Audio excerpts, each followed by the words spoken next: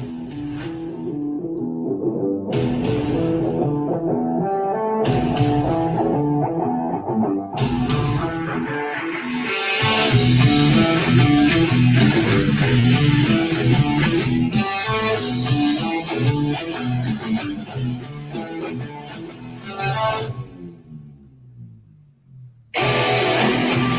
right, you're listening to Empty the Bench, episode number 71. Tom Albano here along with Nick Fodera and Nick Morgasen. As usual, gentlemen, I don't mean to not give you guys any pleasantries, but we got a lot to get through. Yet, we do have our Super Bowl to look at. We still have our Super Bowl preview predictions today.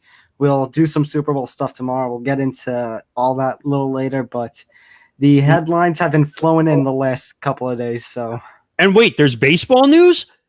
Oh my God, there's actually baseball news. So if you follow our social media, obviously one of the big things that we've been talking about this week is a certain thing in the NBA, which we will get to. But I think we do have to start, as much as we're jumping a little bit on MLB, we do have to start with the big breaking news of the day.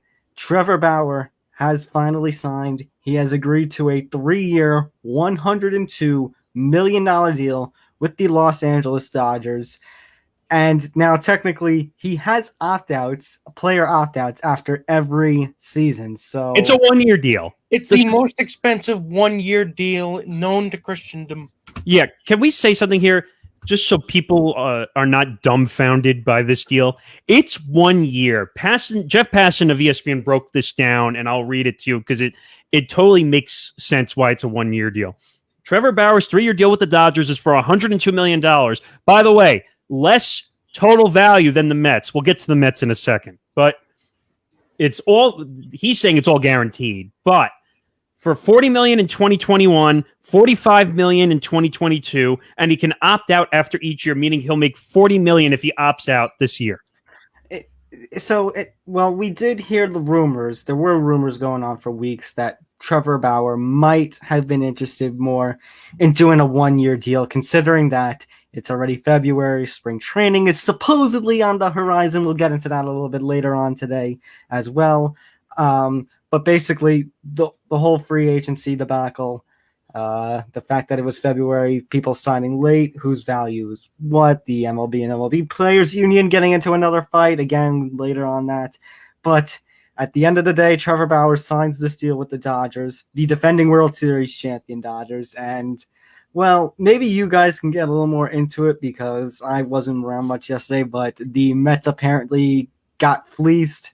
They played themselves. They insert whatever best describes this situation. Okay, so context is necessary. Let's give you a little bit of a breakdown here. Wait, before you give the breakdown, this is going back a ways to when we were kids.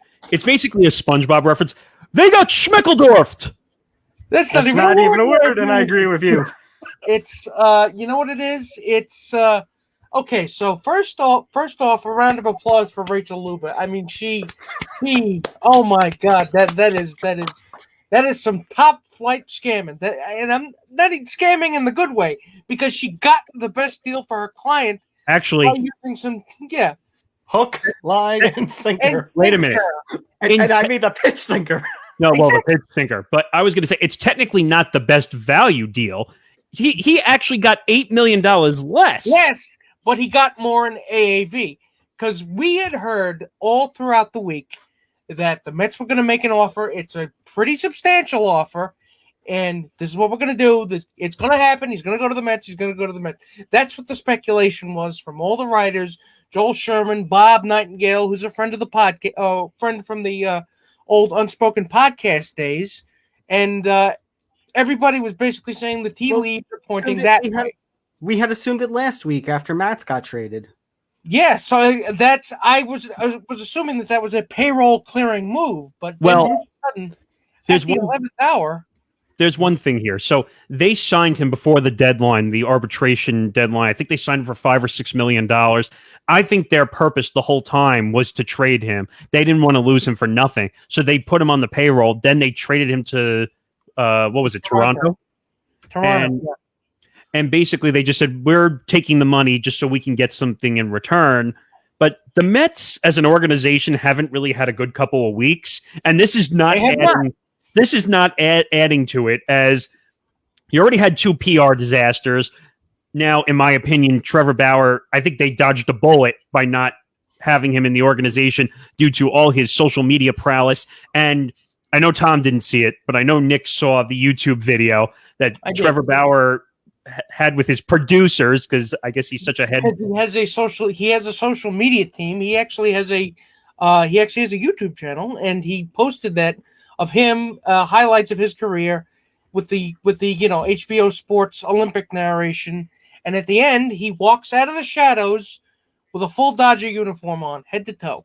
And I'm going to LA. So he tried to out-decision LeBron James. By the way, and that's right, Nick. You're 100% right. But this is so Hollywood standard. Would you guys agree the way he did that video? Well, yeah, I think that was the point. But that's the thing.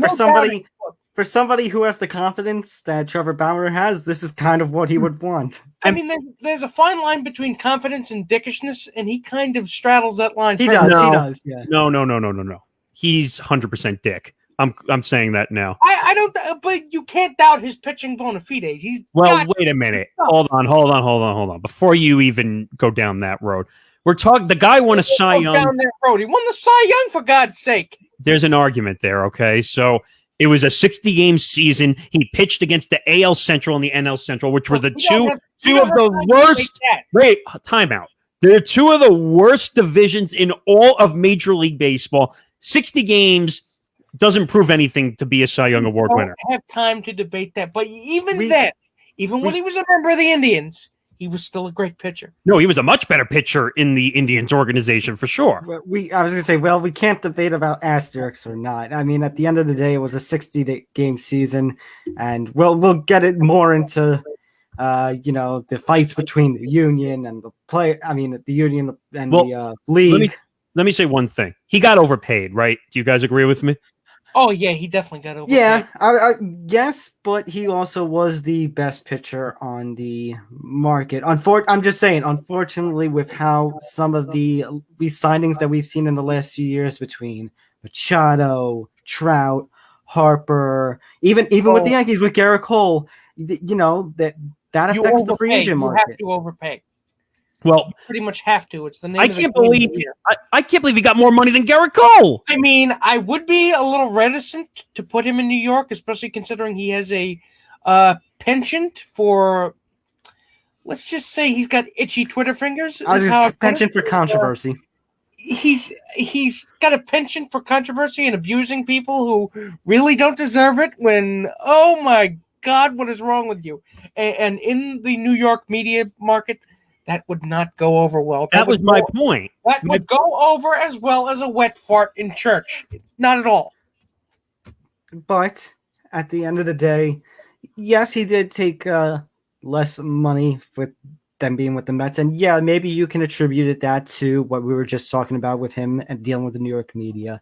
Maybe we can attribute it to the controversies that's been going on with the Mets out of recent weeks, including Steve Cohen and all the stuff that's been going on with him.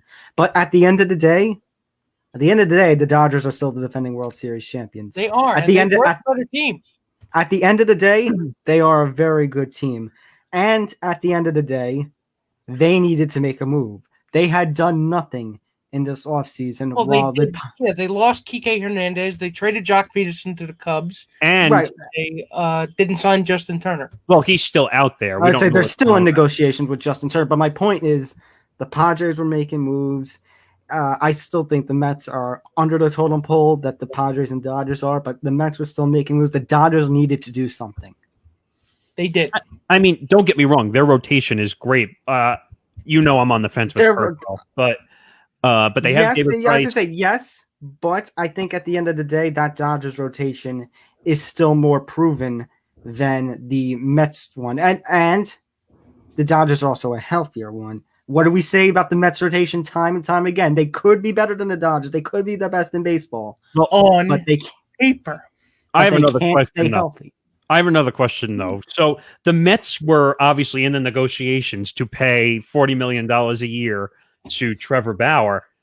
Do you think that Jacob deGrom is feeling a little butthurt that they were willing to offer Trevor Bauer $40 million when Jacob deGrom has won 2 legitimate Cy Young awards? Butthurt is not the word to use here, because that's, if he's feeling a little bit upset, I think that's justified, because you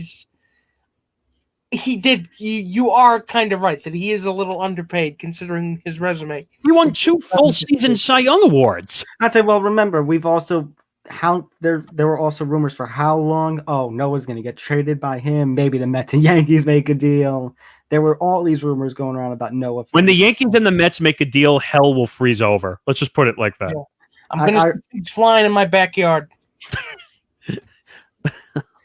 But still, at the end of the day, you know, the Dodgers had to make a move, and this was a move. And just to wrap things up here, you're right. We are right about, you know, all that money that was going to be given, the Mets being traded for clearing that money. So now, what did the Mets do with this money? Do they go out and get Jake Odorizzi? He's the best pitcher on the market now. Well, no. Him and James Paxton, which is slim pickings, but you know, I think I like James Paxton though. I always did. They're going to go after JBJ. Jackie Brett. Well. That's the name that they keep talking about. They need an outfielder really bad. Okay, he would be a good fit. I'm not gonna lie. Okay, fair. But then why did you trade Mats and put all that thing for, you know, Bauer? You still need a pitcher then. You still need a pitcher. No, you still need a pitcher, but at the same time, they have no outfield right now. So, okay, so in other words, they're going to give most of that money that they were going to give Bauer to JVJ and then try to sign Odorizzi or Paxton to a cheap contract, maybe. I mean, Paxton you could probably get for pennies on the dollar, to be quite honest, with all the injuries that he's had. Fair point. It really does depend on what they think they can get, what their best value is, because you wouldn't think they'd be bargain hunting.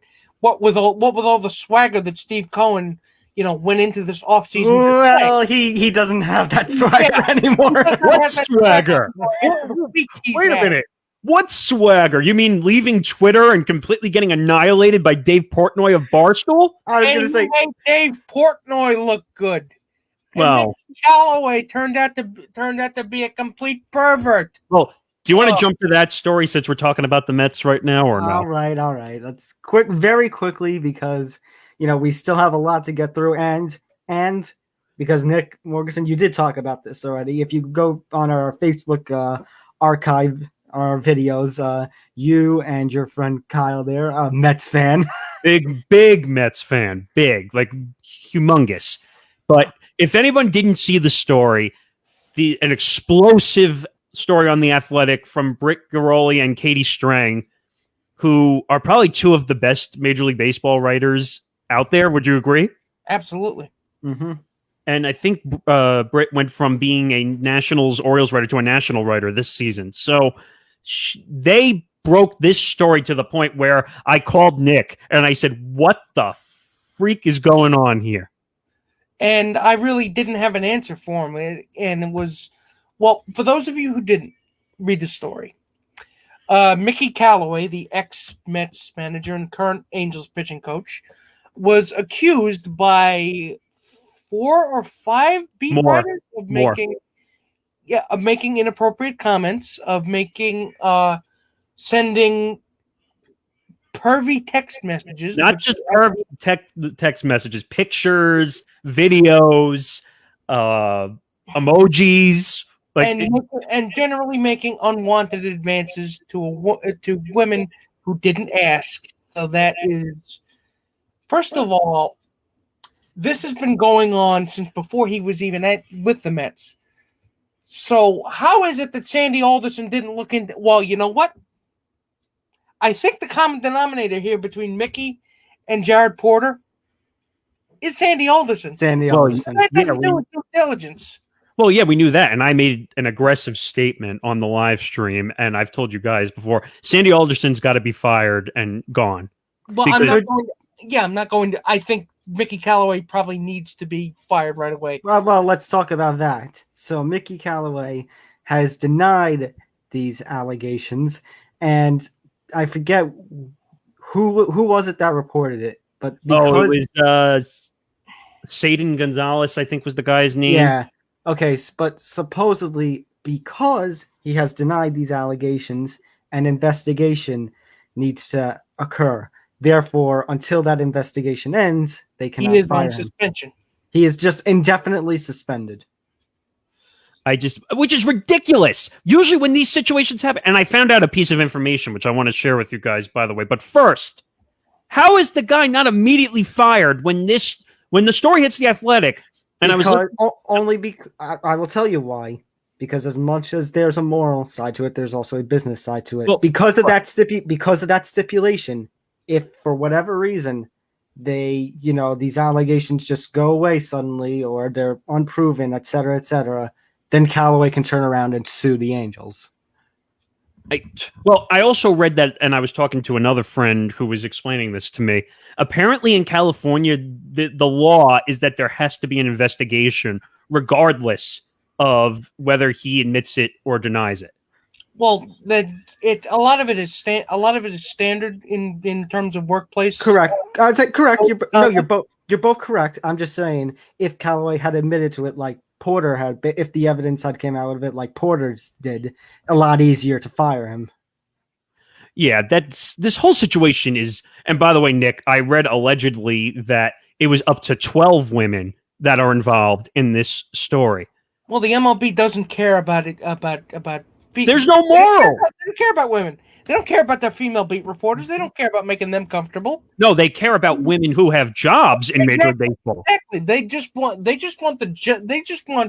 the women to be, in jobs. Guys, make them feel comfortable. What have we learned from this past year with all the negotiations? You know who the league cares about? Themselves. The league. And unfortunately, and I don't know when we're going to get to this, but I'm just going to make a statement that basically the two sides are purposely looking to bash each other in the head to the point where they want to make each other look bad. You mean the Players Association and the and Major League Baseball? All right, so we'll get to that in just 1 second. Wait, but before we go there, we have some breaking news that just popped up on Twitter. Oh no! Do you want to share the tweet? Or I'm going to read you the tweet from Adam Schefter. Okay. Okay. The Eagles are in the news. So, oh no. The Eagles are expected to trade Carson Wentz in the coming days in what would be the latest blockbuster deal to rock the NFL, according to that's one of their guys, Chris Mortensen and Adam. The most pertinent questions now become where, when, and for what, but it could happen as early as this week. Ooh. So, sitting with this, you kind of knew this one was coming. Especially after the we'll get to that, but Jared Goff being traded, but in times like this, I mean, I don't know who would take him. I mean, where did he go? Yeah, where would he go? Time out, because here's the interesting thing. So, if you guys remember the infamous tank from the final days of the season, and then when Doug Peterson was fired. And Nick Citrini was pretty much brought in to be the new head coach. There was all this debate. Is Peterson a Wentz guy? Is this new guy a Wentz guy? Is Jalen Hurts they had just drafted in the last draft? Are they going to trade him right away? Wentz has that huge ass contract, which means since you're going to pretty much put a team's payroll in jeopardy, maybe. Oh my God! It just hit me. It just hit me where he might go. Where? The Texans.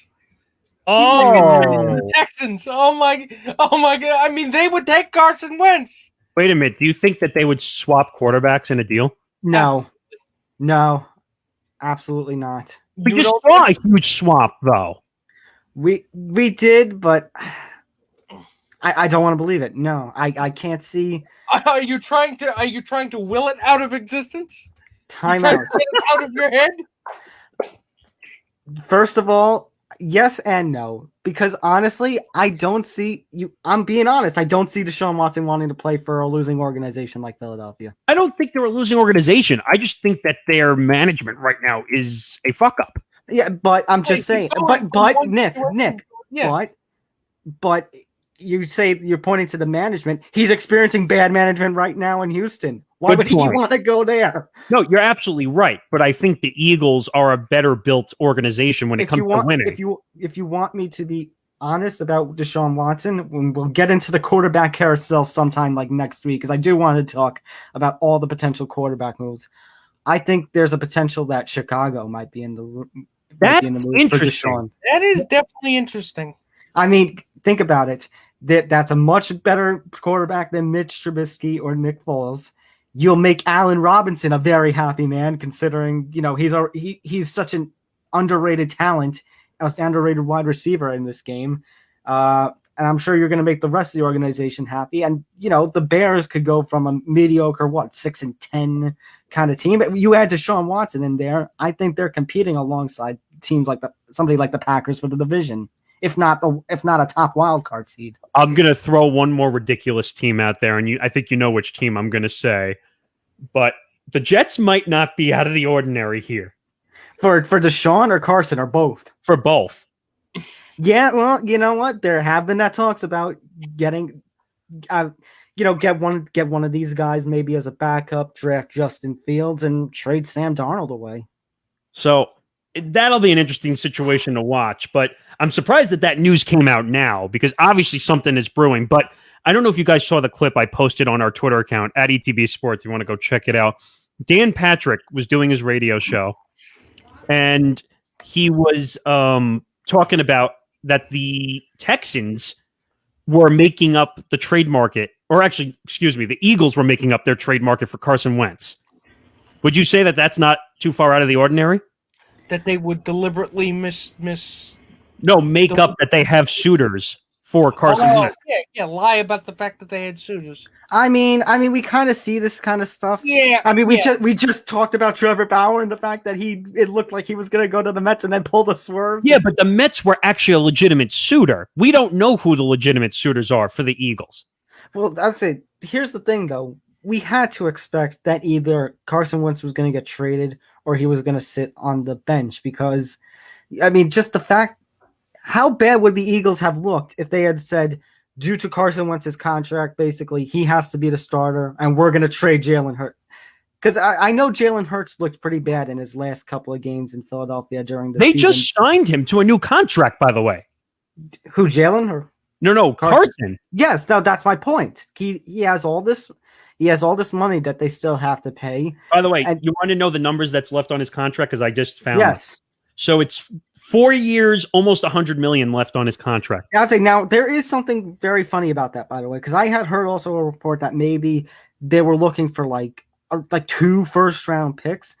And when I was going to say no, because considering that cap hit, that kind of cap hit. You want to know what the dead cap hit is? I have that also. Yeah. So it's first of all, it's the largest dead cap number in NFL history, by the way. Oh my God. And Nick, hold your breath when I say this number. $33.8 million dead cap hit if he gets traded. God. Well, if Ben got, if Ben Roethlisberger, it was not that high. Really? I thought it was like 41. I don't know. According to at the end of the day, it seems like Ben Roethlisberger is going to be willing to take a pay cut to stay with the Steelers. But that number would drop anyway. So, right. so basically, no. But my point is, yes, I understand maybe why they want the picks because of that dead. But that kind of contract that Carson Wentz has, a team cannot acquire Carson Wentz alone, because that's going to be a hit on their cap and their ability to get bigger moves. I feel like they'd have to swap picks more than just. Picks. We'll see. We'll come back to the story because it's a developing story. We have to move on and try to get. All right. So let's end MLB then. Let's go to the story. So earlier this week, it was reported that MLB, the league itself, had proposed a 154 game season to the union, and this would delay spring training by a couple of weeks, extend the postseason by 1 week, delayed by 2, add 1. Right, but the catch is, the players would get full salary. They would not have to take any cuts. And as I say, the league was willing to make its partner Fox pretty mad because Fox apparently was upset. If you remember last season, they did not want the postseason extending into November anymore. With this move, the league was willing to, a couple of days in November for World Series baseball. And then the players rejected it.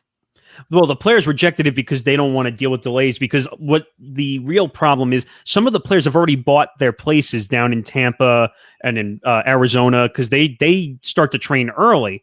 So that was the big issue. So the players are like, no, I'll pass. Thanks.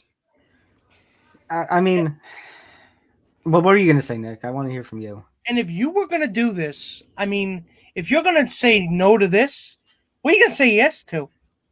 I told you earlier, the two sides. I was just gonna say, yeah, but my theory is kind of the theory that here in New York sports radio, Michael Kay and Don LaGreca were mentioning this week. I think this was more a middle finger sticking FU from Tony Clark to Rob Manfred after all of the bangerang from last. Yeah, all the Sturm und Drang from last season. And considering that this is the last year of the CBA. They're looking to pick a fight. I've said this many times. The two sides are picking a fight. And by the way, and I've said this to the guys off the show, I'll say it now, Tony Clark is probably one of the worst MLBPA leaders I've ever seen. I'm just saying, I'm not sure if I would go that far, but to think. Okay, maybe I would then. But to think, these sides, once upon a time, we looked at Rob Manfred in high regard. We looked at Tony Clark in high regard. We looked at this relationship between the union and the commissioner. Manfred took over in 2015? Yeah, I think it was 2015, yeah. I'd say we looked at that in high regard as being better than all the other union and league relationships. Now nobody looks good. No, nobody does. And in terms of look, what I think the players are after, I think they want to try to get as many of their own people vaccinated. I don't even think that's the issue, though. But the thing is also the league says that those couple of weeks are to try to get people vaccinated. No, but I think the players are so pissed off that they lost the amount of money that they lost last year that they're basically saying, look, stop it, owner. Stop crying foul over billions of dollars. Yeah, well, that's my view of it. Wow. But at the same time, you still had a 154 game season. Yeah. What is that? That's only 8 games less, and the players will be getting full pay. So it's not like the owners were going to be saving much with this. It's essentially doubling the amount of days off during the season. Because they usually get 8 to 10 days off within the season. Okay, fair, but I'm just saying it's not like last time where the owners were exactly crying that they were gonna that the 60 game season saved them so much money. It's like you know what the problem is here is that the owners started this whole issue back when COVID went down and they didn't want to come to the table. They were not willing to compromise with the players, and now it's the players are saying we're getting back. This goes back to what I was saying last week. If between all these, for the second year in a row, we got to hear this millionaires versus billionaires argument in a time of a global pandemic. You've got the Hall of Fame controversies that are going on. There's nothing in baseball. Like I said, baseball's reputation was in a toilet. And now with the impending CBA, guys, by the signs of these things, it looks like a lockout is going to happen. And if that happens, and if like last week we had said, like one of these guys like Big Papi got in, but the rest didn't. Baseball's reputation, you think 1994 was bad? It's never going to come back. Well, I said something else to you guys, which was if they lose next season, essentially it affects 2 seasons, because if they don't play, you're going to get crap because these guys are not playing. If baseball cancels the entire 2022 season, I will be honest, it will dip into hockey level territory. Whoa. Wow. You're saying that it's I think that's why I just said the 94 was bad.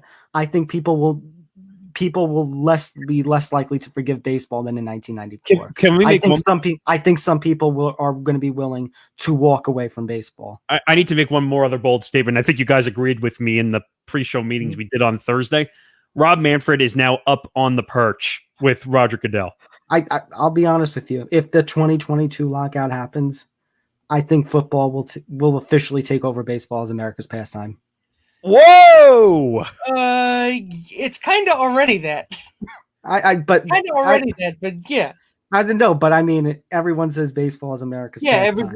Everyone still says it despite the fact I understand what you mean, but really, I'm of the opinion that, Roger Goodell and Rob Manfred and Gary Bettman are all on the same level now. All right, so I'll ask something else. All right, Mel Kiper, give me your list of give me your commissioner big board.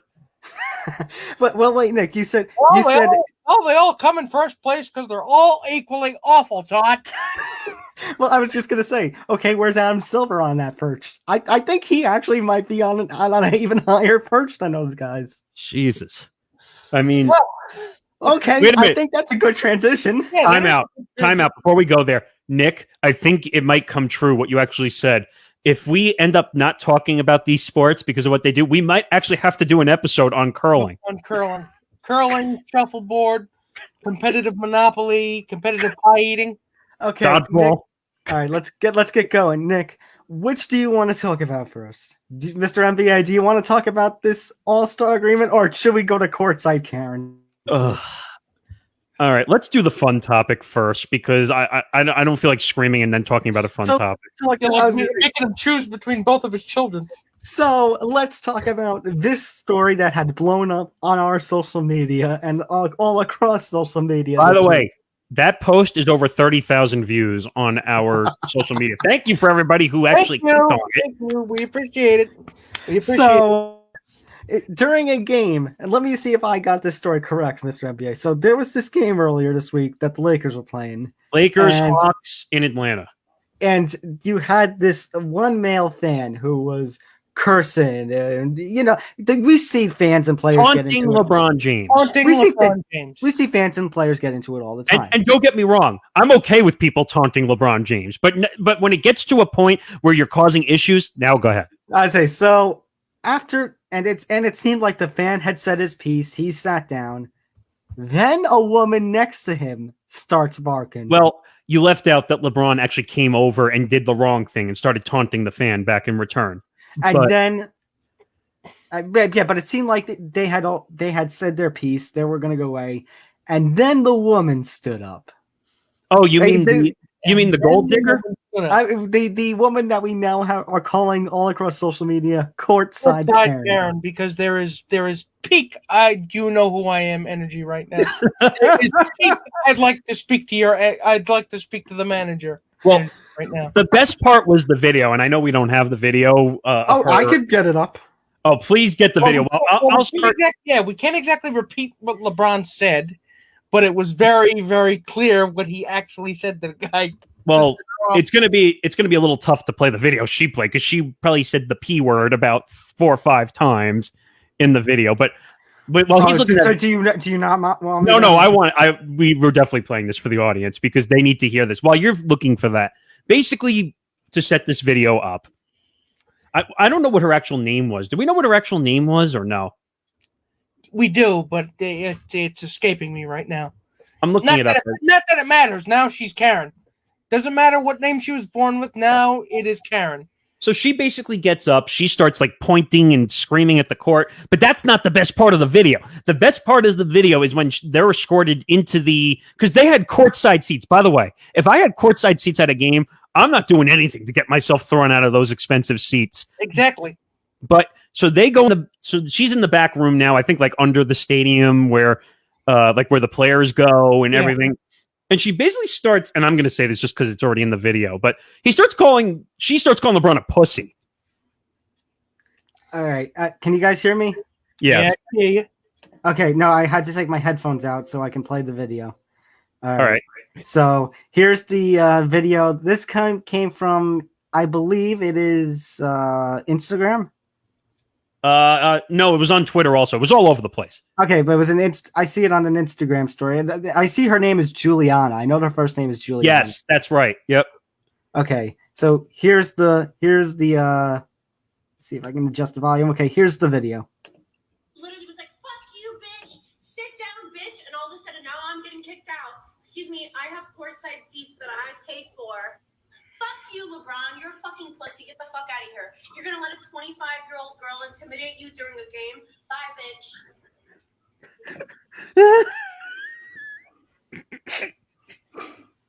bitch. Man, this is Wendy's. Wait, Nick, I had to replug my headphones in. What did you say?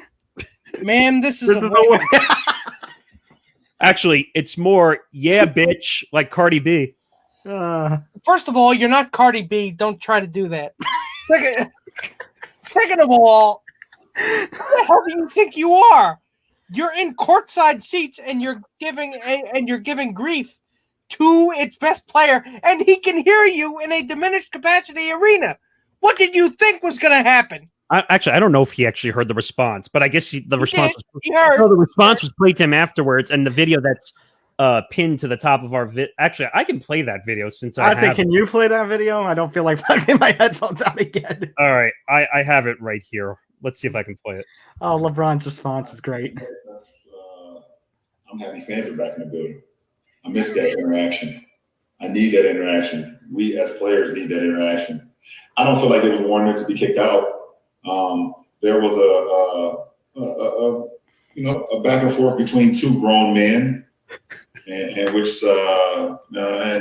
said our piece. He said his piece. I said my piece, and then when someone else jumped into it and said their piece. But I didn't think they were, should have been kicked out.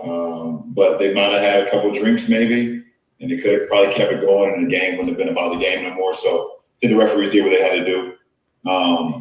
And I mean, it's fine. I don't think taking down the mask or whatever the case may be at that point in time would harm anybody but the people that was right next to it. What do you got? I was gonna say. So as funny as this situation is, at the end of the day, guys, if you ever attend a sporting event, what do they say all the time over the PA announcers, especially in the NCAA? If you say something to the players, if you're too rowdy, too uncourteous, to removal. Exactly. That's any event. That's any sport. I've seen it happen every time I go to Yankee Stadium. There's always somebody who ends up going with come with us, sir. As I say, and honestly, you're a 25-year-old woman. You should know better. She's a gold digger. She was.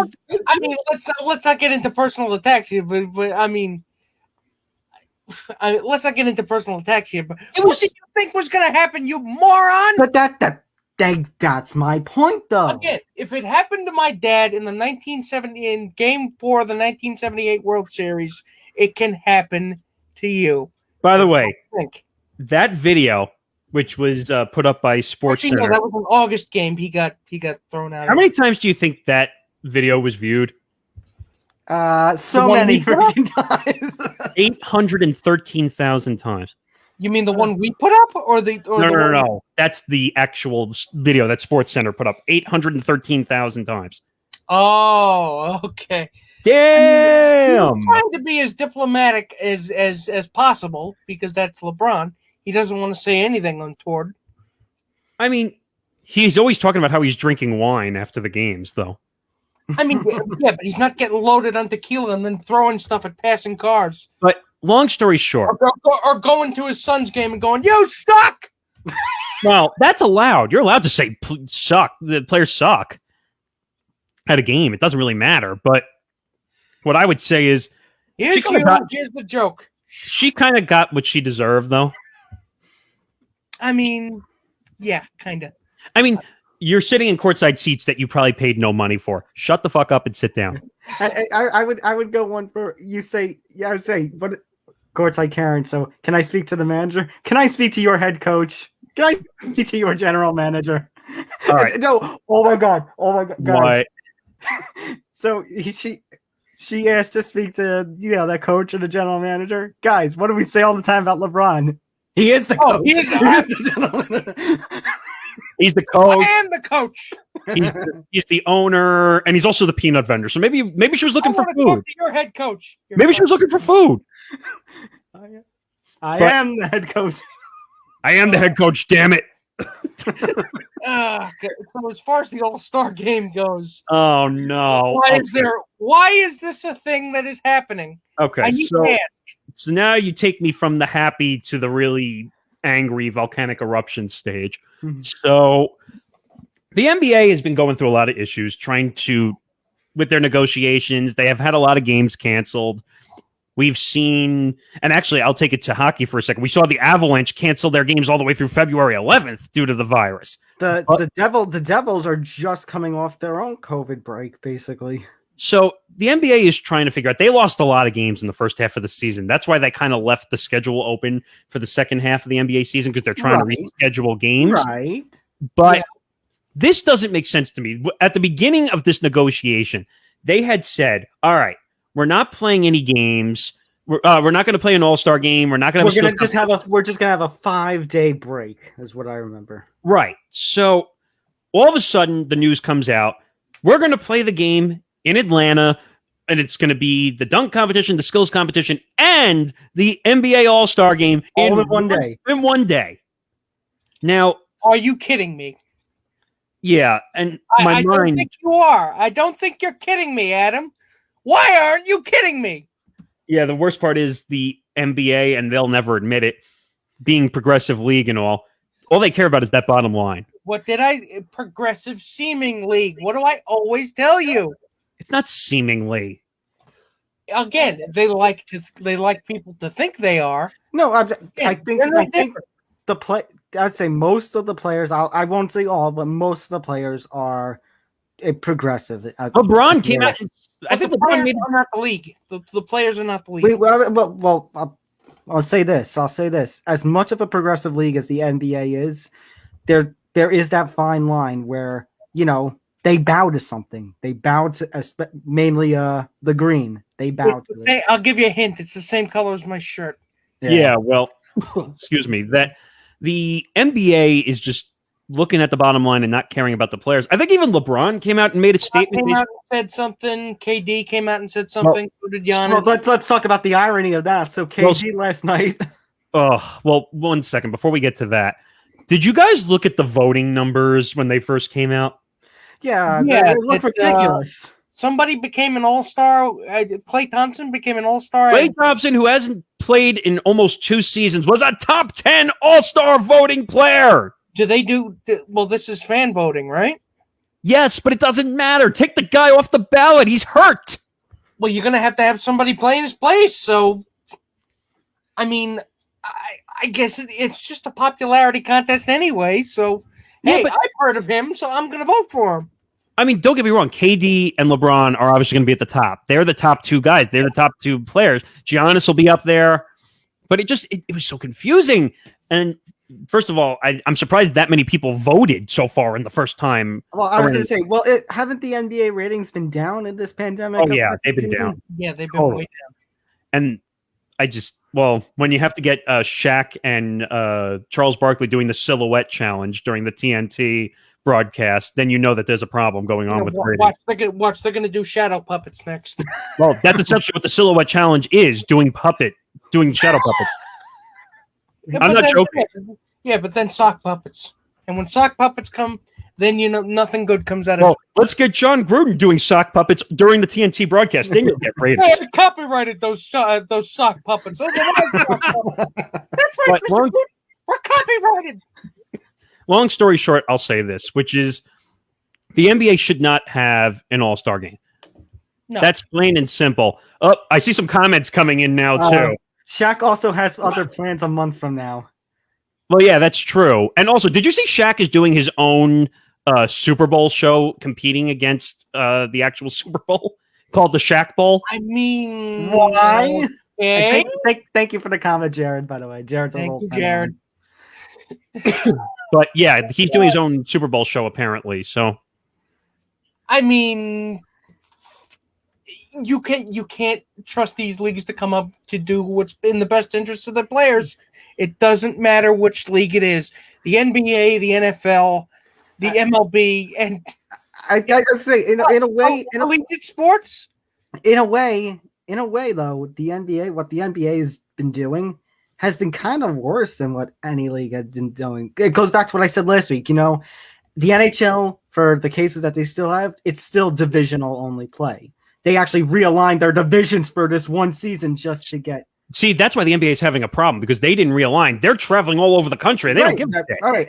I was just, like I said last week or 2 weeks ago about this. MLB, they also did division only. And region only. The NFL, they didn't, but the NFL, you only play once a week, and you only have 8 times on the road. The NBA, you wonder why you're still getting COVID cases? Right, but I'm saying at the NBA, you could be in New York one day, Philadelphia the next, 2 days later, you're in Detroit. I think, Nick, you put it best, contact tracer's nightmare. Well, on top of that, it is. There's one more issue here. So I'll go to the point you were making before I brought up the All-Star ballot. Was KD, Kevin Durant, has officially now has to sit out the full road trip that the Nets are going on due to the whole contact tracing situation. Well, let's clarify. He's not symptomatic.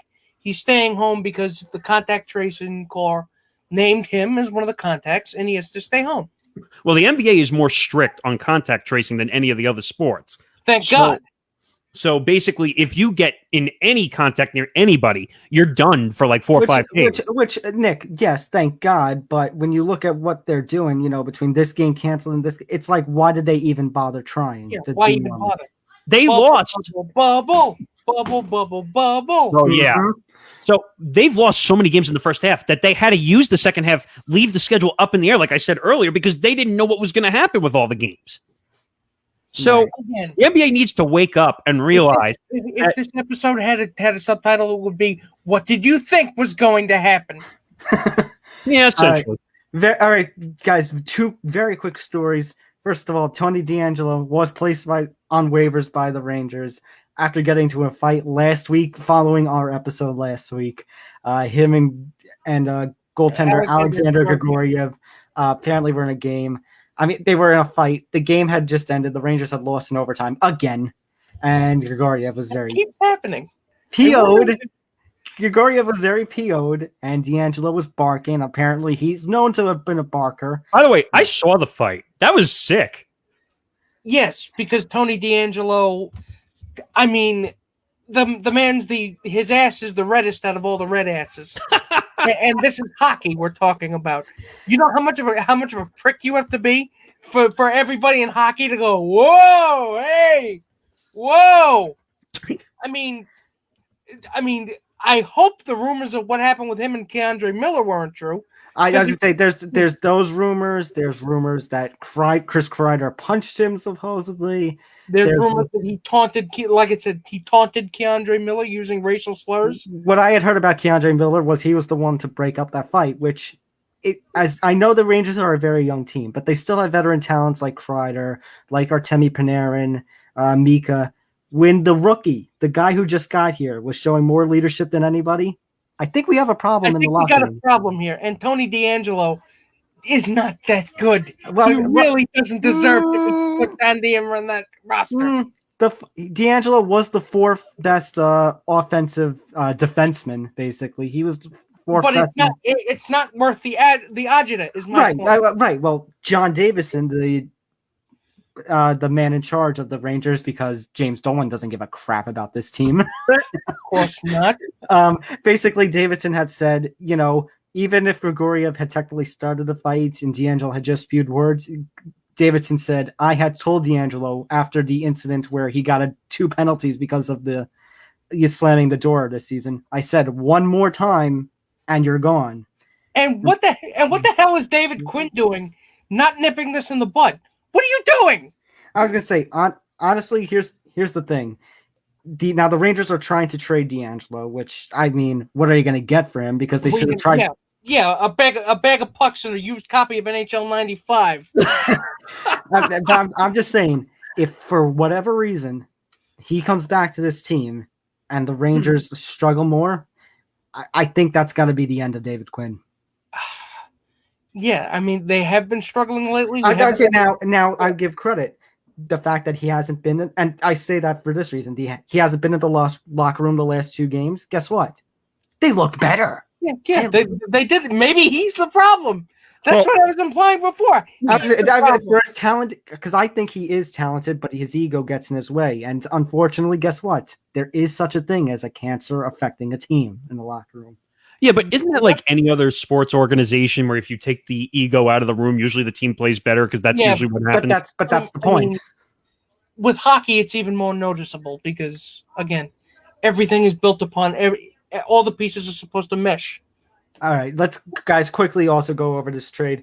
It happened again after our show last week. Matthew Stafford has been traded to the Rams, and the Lions now get Jared Goff. They have swapped quarterbacks, and the Rams have also given up, I think I have this right here, it's a 2021 third, so this coming draft, the third, and the first-round picks in the next 2 NFL drafts. So all I'll say about this is the Rams better win because their window is more like a shower door, and you do not want your genitals getting caught in there. Guys, they have not had a first-round pick since drafting Goff. That's sad. That's sad. Like that's pathetically sad. I don't know if Stafford is that much better than Goff because I think it's a slight improvement. I do too. I think he has top 10 potential, but the Lions have just been such a trash organization. Yeah. The cast around him with the Rams is going to be much better. So you think Stafford is finally saying, "Thank God, I'm out of Detroit"? It seemed like the Lions and Stafford had agreed. Like Stafford was going to go to a place where he has a chance to win now, and it's an immediate chance. They only have 2 seasons left. Well, do you think that Goff is in the opposite term saying, "Oh my God, I just left Los Angeles, I'm going to Detroit"? Probably. Yeah, pretty much. All right, guys. I mean, don't get me wrong. He's got a large contract, so he has nothing to complain on that. I was going to say, but I think the Lions, it's another rebuild for Detroit. I think that's all what it comes down to as well. Yep. Yeah, pretty much. All right, guys. Very quickly, we'll talk more about the Super Bowl tomorrow because we're going to have a pre-show and a post-show. But let's do a little preview and predicting right now here to wrap things up. I actually gave a score prediction on a couple of platforms already. Well, I'll hold off making my predictions until tomorrow. Okay. I probably will as well, but basically, what do we expect from the Super Bowl? So let's break it down here. So we've got the Chiefs, who 14-2, and one of their only losses was because they rested everybody week 17. They ended up running through. Who did they beat in the divisional round? Oh, the Browns. They got through by the skin of their teeth, but still, Chad Henne, yeah, and then they took care of business with the Buffalo Bills. Tampa Bay, they have had to play games all on the road this whole playoff because they were only the top wild card. They run over Washington, which we expected. Then Brady and company beat Drew Brees, their division rival in the Saints. And then they go into Green Bay. Tough matchup. We can talk about the PI. We can talk about LaFleur all we want, but tough matchup. And they got the job done. Leonard Fournette has looked fantastic.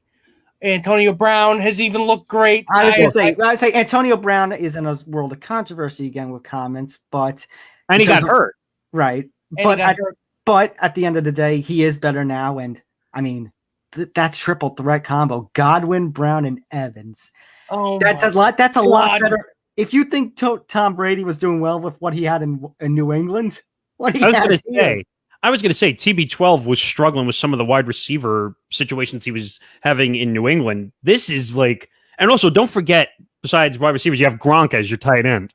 Yeah, right. And OJ Howard is the other tight end. I mean, he's so stacking the deck that it would almost be embarrassing if he lost. Right. And they got and think about their defensive unit, guys. Devin White, JPP, Sue. Like, that's a stacked defensive unit. It is. They are deceptively loaded. But on the flip... I was going to say, by the way, I have the spread also, if we want to look at that. Okay, but on the flip, Patrick Mahomes is Patrick Mahomes. He is the Tom Brady of this generation. Clyde Edwards-Helaire, the first-round pick, has done well with, what's his name, Williams, basically opting out this season due to COVID. And they picked up Le'Veon Bell, who maybe he has a reduced role, but he wanted to win a Super Bowl. And for what his role is on that team, that second back, he's done well. And think about the weapons that Patrick has: Kelsey, Tyreek Hill, Sammy Watkins, Hilaire. Mecole Hardman. Their defensive unit, Tyrann Mathieu, which, by the way, one of the Sports Illustrated people, I forget who, picked Matthew to be the Super Bowl MVP. He might know something. We've got one of the best Super Bowl matchups, probably one of the most anticipated we've seen in a long time. I really want this to be good. So I'll tell you what I'm expecting. Okay, what do we expect? What I'm expecting is a high-scoring affair. I agree. Yeah. Probably one of the highest-scoring affairs we've seen in the Super Bowl in a while. I'm not going to say it's going to be the highest, but I don't know about that either. I was going to say, because they still have two strong defensive units, I think it's still going to be like a third, both teams scoring at least 30. I do think that it's going to come down, to one or two drives in which one of the defenses makes a fantastic stop. Makes a good stop, or makes a bad mistake. I won't say what the score I have is, but I have it as a touchdown game. That's what I'll say. And it's pretty fair. And I'm looking at the spreads. What do you think the spread is? Isn't it like the Chiefs at like 3.5 or something? It's Chiefs, the favorite, -3. So I mean, it's a normal game, and it's going to be it's anybody's. I'd say it's not a pick 'em. The Chiefs are still the favorites, but I mean, guys, can we really bet against TB12? Haven't we learned this lesson already? I mean, he has lost 3 times. I'm still willing to bet against TB12. I am. It's Patrick freaking Mahomes. Come on now. And Mahomes has done it before. Well, I was just going to say, on the flip, has Tom Brady faced a beast like Patrick Mahomes like a Patrick Mahomes in the Super Bowl? It's a tough matchup. By the way, the defense that he's faced here is probably the best since the 07 Giants. And by the way, what do you think the over/under for the game is? I thought this was interesting. Also, for total points, if you had to take a guess, total points between both teams. Yeah, both combined over/under total 65.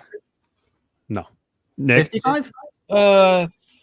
55. You said close enough. 56.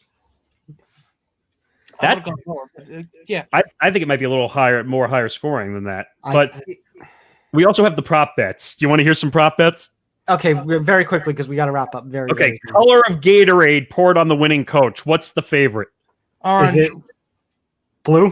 Wow, Nick, you got it right on the money. Orange. Money, please.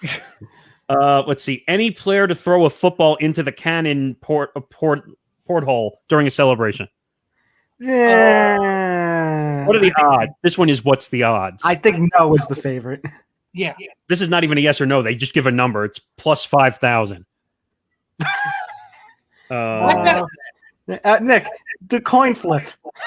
Yeah. Oh, about that. So coin toss result, heads and tails both -103 for some reason. I don't know. I mean, it's 50-50. It's 50-50. So And the national anthem, please. That's not up here. I'm going to have to go find that. But if no one's going to beat Christina Aguilera, come on. Okay, but what else then? Houston.